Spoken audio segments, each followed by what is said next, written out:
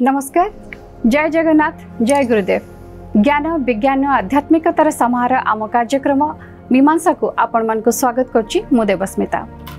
आकाश तत्वर सुरक्षा कहीं निहाती भावे जरूरी। आमे आकाश तत्व को किपरि भावे सुरक्षित रखि परिबा आगरु मुनि ऋषि माने कोन सब सहज उपाय हमकु कहि जाइचंती जहार सहज सरल उपाय हमकु सुविधा मध्य हेइ परिबो। ए संपर्क हमर आलोचना आगु को जारी रखिबा। आ सेति पे आम सहित अछंती रेकी मिशन प्रतिष्ठाता अभिज्ञानी गुरु श्री संत महोदय। जय गुरुदेव। जय गुरुदेव। गुरुदेव आमे आलोचना करथिले आकाश तत्वर आमे किपरि भावे सुरक्षा कर परिबा। जेमति आपण कहउतिले जे गोमूत्र रहिछि एवं गोबर रहिछि, गोबर लिपा पोछा आमे करि परिबा जहा द्वारा विभिन्न प्रकार तार रहिछि गुण जहा आमको माटीर उर्वरता मध्य रक्षा करे एवं आमको आकाश तत्वर मध्य शोधन कर पारे। इठी जहा हमें चर्चा करूचे जे प्रकृति को केमती आमे सुरक्षित रख परिबा बा ब्रह्मांड हमर केमती सुस्थ रही परिबो। यदि ब्रह्मांड सुस्थ पिंड सुस्थ तो ब्रह्मांड सुस्थ। से न्याय रे आमे चर्चा करथिले पंचतत्व को नहीं। यदि पंचतत्व को आमे आधार करू बा पंचतत्वर ऊपर आमे ध्यान दो ताले ब्रह्मांड सरस एवं सुंदर ही गढ़ी तोलिबो। एवं से प्रयास रे आमे शेष सोपान रे पहुंचथिले आकाश तत्वर कथा बा केमिति सहज एवं सरल उपाय अवलंबन करी जहाँ हमर आध्यात्मिकतार वर्णना करा जाइछि एवं जहाँ पछरे अनेक गुड़िए गुप्त रहस्य रहिछि एवं वैज्ञानिक पद्धति रहिछि पदार्थ ज्ञान ठू नहीं रसायन ज्ञान पर्यंत जहाँ को आज पर्यंत आमे केबे जानिया पई चेष्टा करिने। तेणु गोटे आमे भाबुछि जे सामान्य रु सामान्य क्रियाटे तेणु आमे करूथिले केवल आम घरटे सुंदर रखिया पई लिपा पोछा करूथिले। घर भितर कीट पतंग पशिजे नहीं, सरीसृप पशिजे नहीं, से आम लिपा पोछा करुचे। जेहेतु आम बासगृहटे व्यवहार करुचे तार सुरक्षा पाई आम लिपा पोछा करुचे। जहाँ पछरे आहुरी किछि सत्यता अछि किंतु गोटे साधारण चेतना आमको देइथिले मुनि ऋषि माने साधारण भाव में साधारण व्यक्ति ये कर्म को केमिति करि पारिबे। तो ता पछरे थिबा विज्ञान को गुप्त रखिथिले कारण विज्ञान गुप्त था प्रयोगात्मक ज्ञान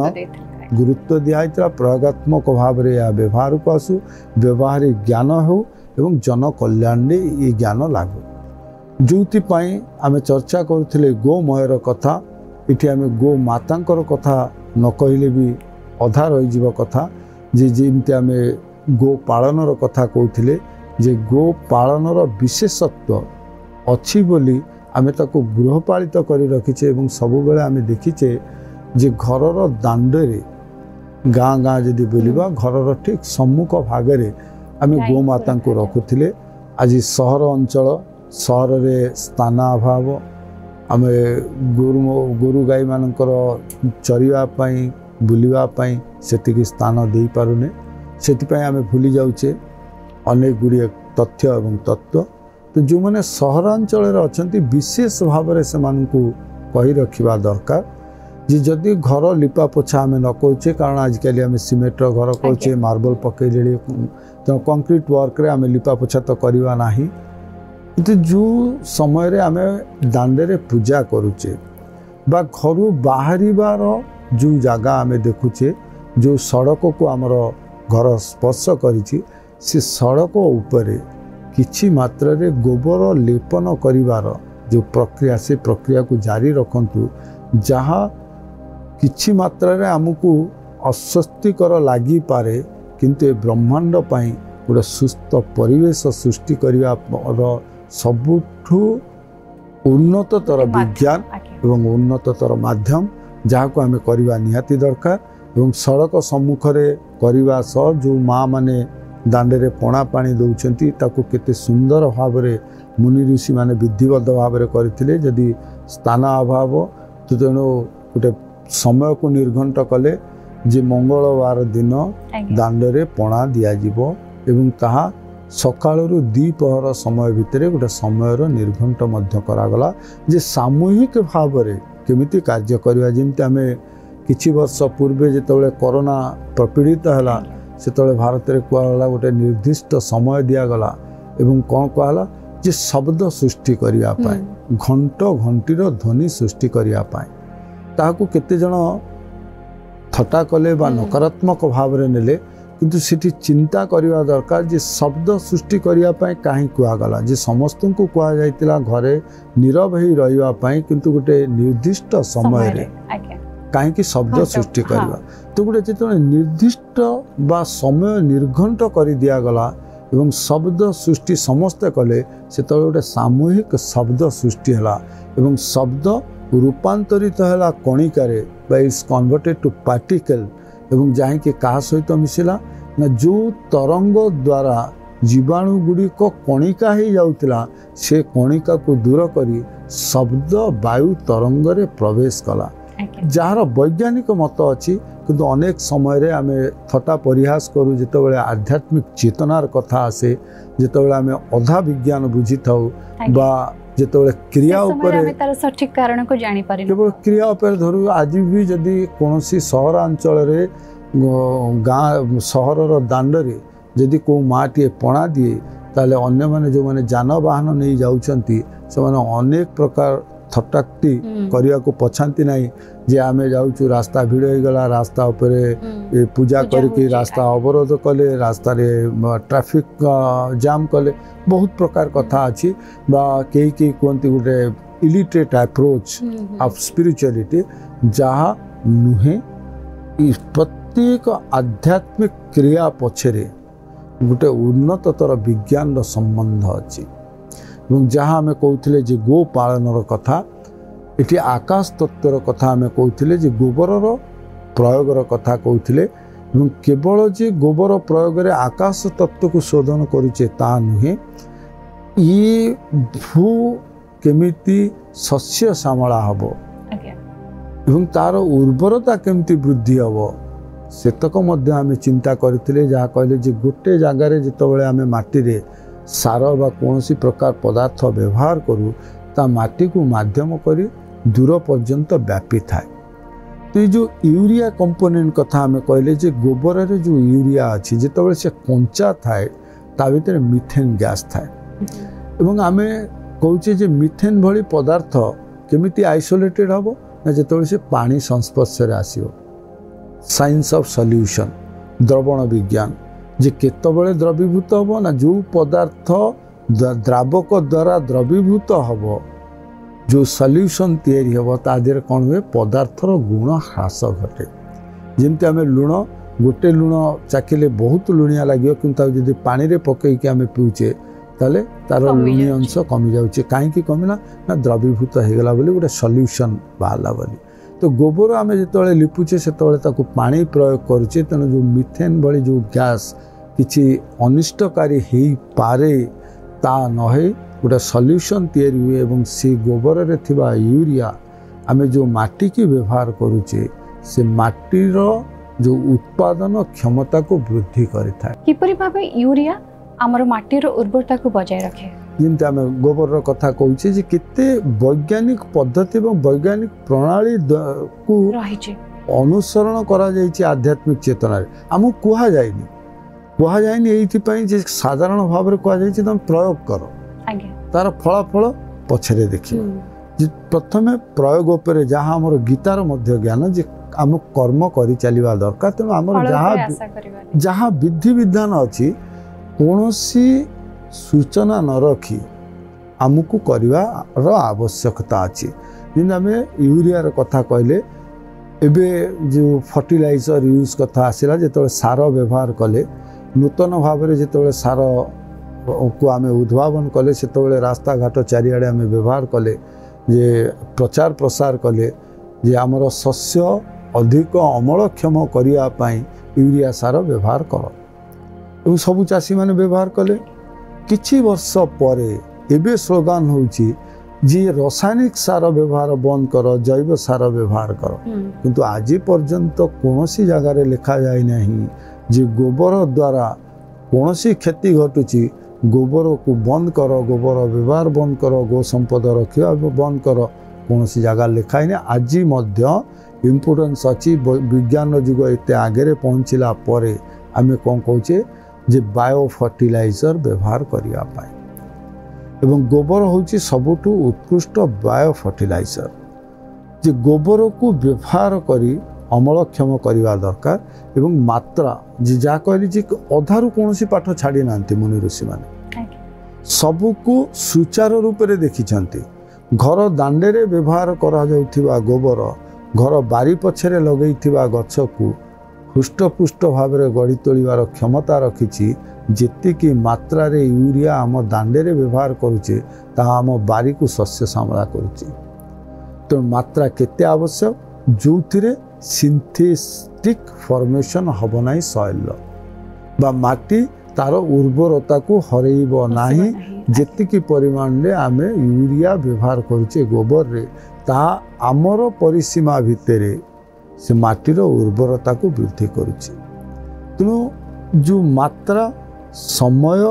କେମିତି ସାମୂହିକ ଭାବରେ କାର୍ଯ୍ୟ କରିବ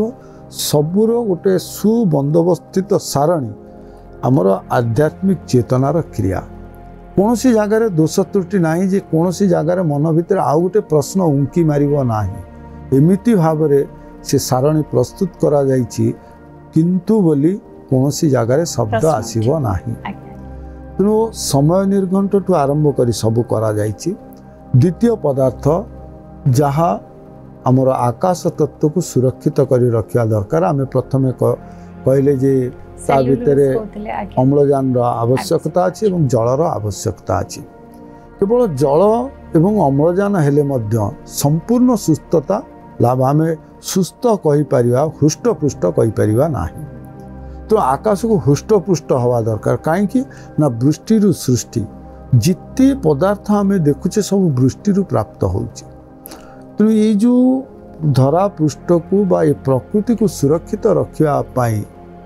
ଅନେକ ଗୁଡ଼ିଏ ଧାତବ ପଦାର୍ଥର ଆବଶ୍ୟକତା ଅଛି। ମିନେରାଲ୍ସ ତାକୁ କେମିତି ପାଇବା? କାରଣ ଆମେ ଦେଖିଛେ ଯେତେ ମିନେରାଲ୍ସ କଥା ଆମେ ଚର୍ଚ୍ଚା କରୁଛେ ଯେମିତି ପିଣ୍ଡରେ ମଧ୍ୟ ମିନେରାଲ୍ସ ର ଆବଶ୍ୟକତା ଅଛି ସେପରି ବ୍ରହ୍ମାଣ୍ଡରେ ମଧ୍ୟ ରହିଛି ମିନେରାଲ୍ସ। ତ ବ୍ରହ୍ମାଣ୍ଡରେ ଯେଉଁ ମିନେରାଲ୍ସ ଆମେ ଦେଖୁଛେ ସବୁ କଠିନ ଅବସ୍ଥାରେ ଅଛି। ତାକୁ ତ ସୂର୍ଯ୍ୟଙ୍କ ରଶ୍ମି ବାଷ୍ପୀଭୂତ କରିକି ଆକାଶକୁ ନେଇପାରିବ ନାହିଁ। ତେଣୁ ମିନେରାଲ୍ସ ପହଞ୍ଚିବ କେମିତି? ଯଦି ନ ପହଞ୍ଚିବ ତାହା ବୃଷ୍ଟିକୁ ମାଧ୍ୟମ କରି ପୁଣି ଧରାପୃଷ୍ଠକୁ ଆସିପାରିବ ନାହିଁ। ତେଣୁ ଆମ ଭିତରେ ଯେଉଁ ଆମେ ସେଇଥିପାଇଁ ବର୍ଷା ପାଣିକି କହୁଛେ it is equal to distil water. ସବୁଠୁ ବିଶୁଦ୍ଧ ଜଳ ଯଦି କିଛି ଥାଏ ତାହା ହେଉଛି ବର୍ଷା ଜଳ। ଏବଂ ଆଜିକାଲି ସବୁଠୁ ଅଧିକା ପଇସାରେ ବର୍ଷା ଜଳକୁ ସଂରକ୍ଷିତ ରଖି ତାକୁ ପ୍ୟାକିଂ କରିକି ବଜାରରେ ବିକ୍ରି କରାଯାଉଛି ସବୁଠୁ ଅଧିକ ପଇସା। କାରଣ ସବୁଠୁ ବିଶୁଦ୍ଧ ଜଳ ତା ପାଇଁ କୌଣସି ପ୍ରକ୍ରିୟା କରିବା ଦରକାର ନାହିଁ। ସବୁଠୁ ବିଶୁଦ୍ଧ ଜଳ ଭଗବାନ ଯଦି ଦେଇଥାନ୍ତି ତାହା ହେଉଛି ବର୍ଷା ଜଳ ବା ବୃଷ୍ଟି ଜଳ। ତ ତା ଦେହରେ ମିନେରାଲ କେମିତି ପହଞ୍ଚିବ? କାରଣ ଭୂପୃଷ୍ଠରେ ଆମେ ଦେଖୁଛେ ଯେ ଯେତେ ପ୍ରକାର ମିନେରାଲ୍ସ କଥା ଆମେ କହୁଛେ ଯେ ଲୁହା କଥା କହେ ଲୁହା ପଥର ହେଇକି ପଡ଼ିଛି। ପଥରକୁ ତ ତରଳେଇକି ସୂର୍ଯ୍ୟ କିରଣ ନେଇପାରିବନି, ତାର ଉତ୍ତାପ ଏତେ ପ୍ରଖର ନୁହେଁ। କାରଣ ତରଳେଇବା ପାଇଁ ଆମେ ଯେତିକି ତାପମାତ୍ରା ବ୍ୟବହାର କରୁଛୁ ସେତିକି ତାପମାତ୍ରା ସୂର୍ଯ୍ୟଙ୍କର ଭୂପୃଷ୍ଠକୁ ସ୍ପର୍ଶ କରୁନାହିଁ। ତେଣୁ ତାର ସୁନ୍ଦର ବ୍ୟବସ୍ଥା ଏବଂ ବନ୍ଦୋବସ୍ତ ଆମର କରାଯାଇଛି ଆଧ୍ୟାତ୍ମିକ ଚେତନାରେ ଏବଂ ତାର ସମାଧାନ ଆମର ଗୋମାତାଙ୍କ ପାଖରେ। ଯେଉଁଥିପାଇଁ ଆମେ କହୁଛୁ ବିଶ୍ୱ କଲ୍ୟାଣ ପାଇଁ ଯଦି ଆବଶ୍ୟକ ହୁଏ ତାହେଲେ ଗୋମାତାଙ୍କର ଆବଶ୍ୟକ ସବୁଠୁ ଅଧିକା। ଯେଉଁଥିପାଇଁ ଆଜି ଚାଲିଛି ଭାରତବର୍ଷରେ ଗୋ ଗୀତା ଗଙ୍ଗା ଏହାର ଗୋଟେ ଚାଲିଛି ଆନ୍ଦୋଳନ। ଯେ ଏ ଆନ୍ଦୋଳନ ନିରର୍ଥକ ନୁହେଁ। ଗୋଟେ ଧର୍ମ ରକ୍ଷା ପାଇଁ ବା ଧର୍ମ ସହିତ ସଂଶ୍ଳିଷ୍ଟ କରାଯାଇ ନାହିଁ ଗୋମାତାଙ୍କୁ, ସମଗ୍ର ବିଶ୍ୱ ପାଇଁ ସଂଶ୍ଳିଷ୍ଟ କରାଯାଇଛି। ଯେତେବେଳେ ଆମେ ଗୋମୟ କଥା ଗଲା ଗୋମୂତ୍ରର କଥାକୁ ଆସିବା। ଯେତେବେଳେ ଗୋମୂତ୍ର ଆସୁଛି ତା ଭିତରେ କ'ଣ କଣ୍ଟେନ୍ସ ଅଛି ଏବଂ ସେ ଉପାଦାନ କ'ଣ ସେ କଥା ଜାଣିଥିଲେ ମୁନି ଋଷିମାନେ। ଯେ ସେ ଗୋମୂତ୍ରରେ କ'ଣ ଉପାଦାନ ଅଛି ଆଜି ଯଦି ପରୀକ୍ଷା କରିବାକୁ ପଡ଼ୁଛି ତ ଲାବୋରେଟୋରୀରେ ହଜାର ହଜାର ଟଙ୍କା ଖର୍ଚ୍ଚ କରିକି ମଧ୍ୟ ଆମେ ସଠିକ୍ ରିପୋର୍ଟ ପାଇପାରୁନେ। କିନ୍ତୁ କୌଣସି ପ୍ରକାର ଗବେଷଣାଗାର ନଥାଇ କୌଣସି ପ୍ରକାର ରାସାୟନିକ ପଦାର୍ଥ ବ୍ୟବହାର ନ କରି ମୁନି ଋଷିମାନେ ଆତ୍ମଜ୍ଞାନରେ ତାକୁ ବର୍ଣ୍ଣନା କରିଛନ୍ତି। 95% ପରିସ୍ରା ହେଉଛି ପାଣି ଏବଂ 5% ଯାହା ଗୋମାତାଙ୍କର ପରିସ୍ରାରେ ଆସୁଛି 5%ରେ ସବୁ ପ୍ରକାର ମିନେରାଲ୍ସ ଆଣ୍ଡ ସଲ୍ଟ ଅଛି। କେବଳ 5%। କେବଳ 5%। ଯଦି से 100 मिलीलीटर आम नौचे ताले 95 मिलीलीटर पानी और 5 मिलीलीटर कंटेन्स कौन अच्छी minerals and salt it is in liquid form तरल अवस्था रे अच्छी एवं जहाकू सूर्य रश्मि बाष्पीभूत करी आकाश मार्ग को नहीं पारिबो। गुरुजी आम आलोचना करथिले गोमूत्र थिबा धातव पदार्थ संपर्क रे जहाँ किपरि भाबे आकाश तत्व को जीव एवं आकाश तत्वर शोधन करिवो। जहाँ आम कहते जे कौन प्रकार धातव पदार्थ बा मिनरल्स जमती आम कहचे जे मल्टीविटामिन्स मल्टी मिनरल्स आम नौचे पिंड पाई सेमती ब्रह्मांड पाई मध्य आवश्यक अच्छी एवं ता रूपांतरित होइकी केमिति आसीबो से जो प्रक्रियार कथा मध्य बड़ शुद्ध भाव में जना थिला आम मुनि ऋषि माननकु जे जदि धातव पदार्थ तरल अवस्था को आसे ताले ता सूर्यंक रश्मि को माध्यम करी आकाश मार्ग को जाई पारिबो एवं से तरल पदार्थ तरल अवस्था रे मिलिबो कोठी न अनेक गवेषणा परे से कहले जे गोमूत्र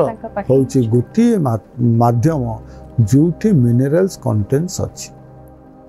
एवं से मिनरल्स तरल अवस्था रे अछि एवं केवल मिनरल्स नुहे जेमते आमे कहले जे अष्टांग तिलक करूचे कौन पाए ना ये शरीर भितर आ गोटे चिकित्सा पद्धति नूतन भाव में चिकित्सा विज्ञान प्रवेश करिछि मनीष असुस्थ केतबेले हुए ना जेतबेले ता शरीर रे लवण अंश कमी जाए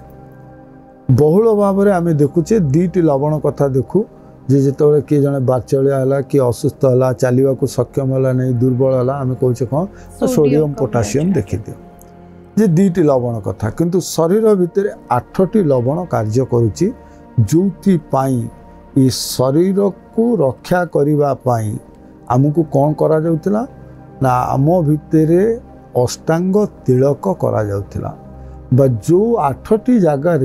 मनीष तिलक करुतिला से 8टी जगह लवण ग्रहण करिवार केंद्र एवं तिलक रु जेतिकी लवण बाहरुतिला से लवण को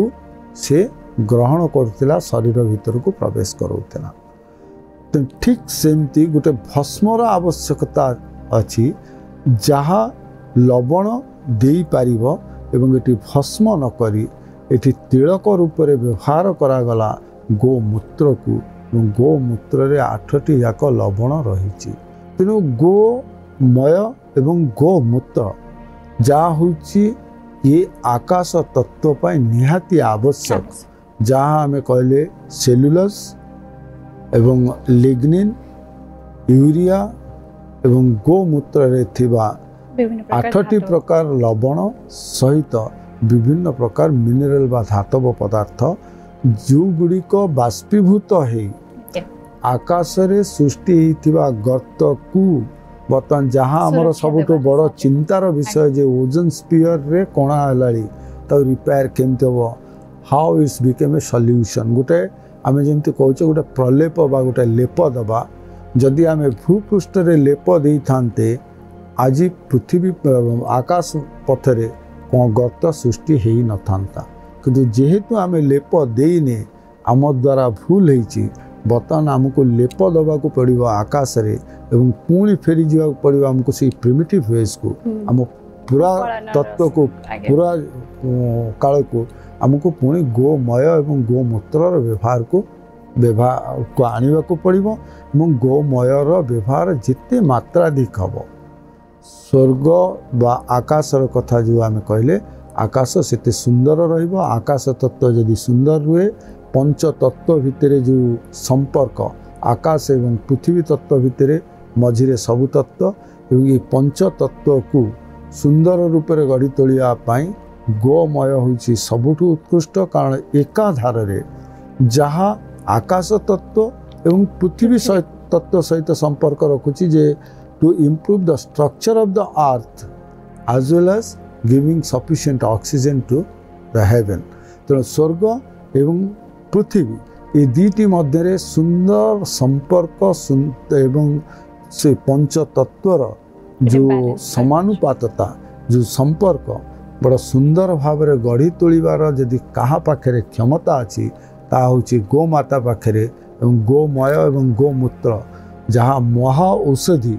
ये प्रकृति को सुरक्षा रखिबा पाई तेणु जो पंच तत्वर कथा आम कहले जदि आम कि भी न करि पारुचे यदि प्रकृत में आम चाहूचे धरापृष्ठ को बंचई रखापी विभिन्न प्रकार रोग जीवाणु विभिन्न प्रकार प्राकृतिक विपर्यय रक्षा करने ताले गो पालन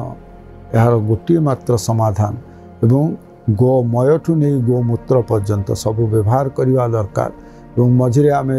काओ डंक एवं बर्तमान मिलूँ जे घसी को बर्तमान आम